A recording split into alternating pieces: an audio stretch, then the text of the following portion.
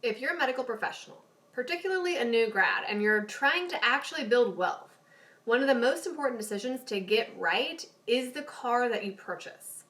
I'm going to show you how one single decision can make or break your financial future by multiple hundreds of thousands of dollars based upon the car you choose.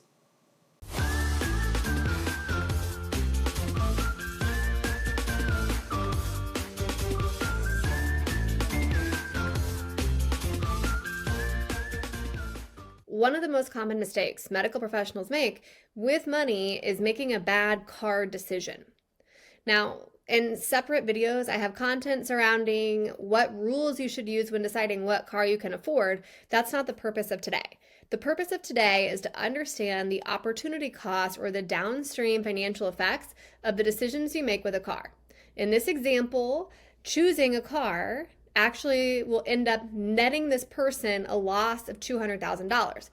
Let me show you how.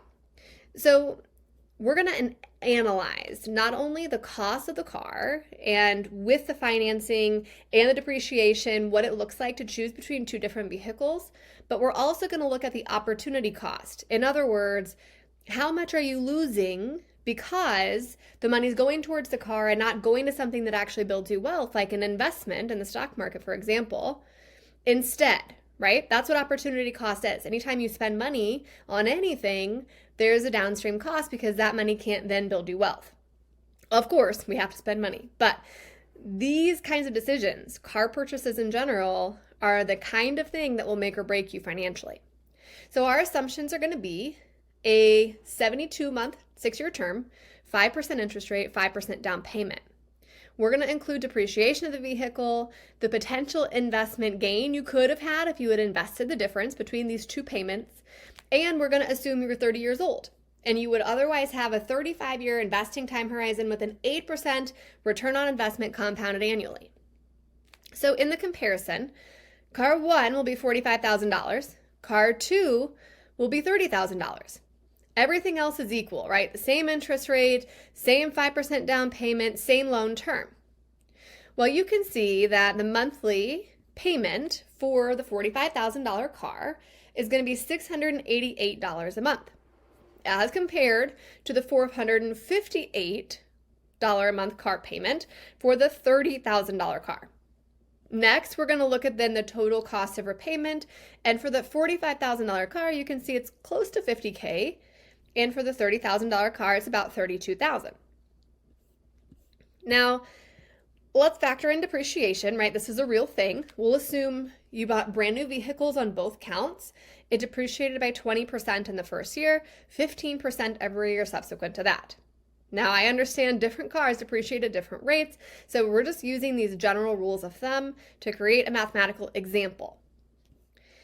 In this example, at the end of the loan term, the $45,000 vehicle's worth $15K. The $30,000 vehicle's worth $10K. So common sense tells you like, oh shoot, I spent $15,000 more on this car, not even accounting for the cost of interest and things in the payment, and it's only worth $5,000 more than the other car at the end of the term. Depreciation sucks. That's the nature of buying a depreciating thing. So what's the opportunity cost of the investment? So let's say you just invested the difference. So the difference between the monthly payments is $230 a month-ish.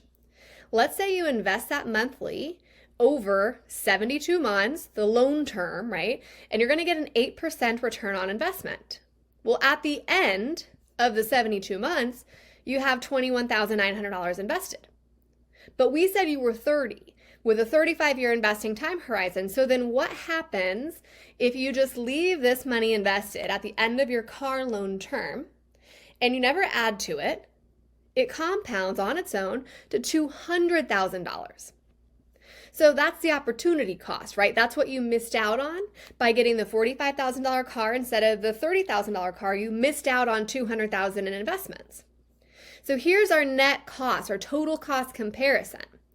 For the $45,000 vehicle, the total cost, the net cost, total loan repayment minus the resale value is $34,000.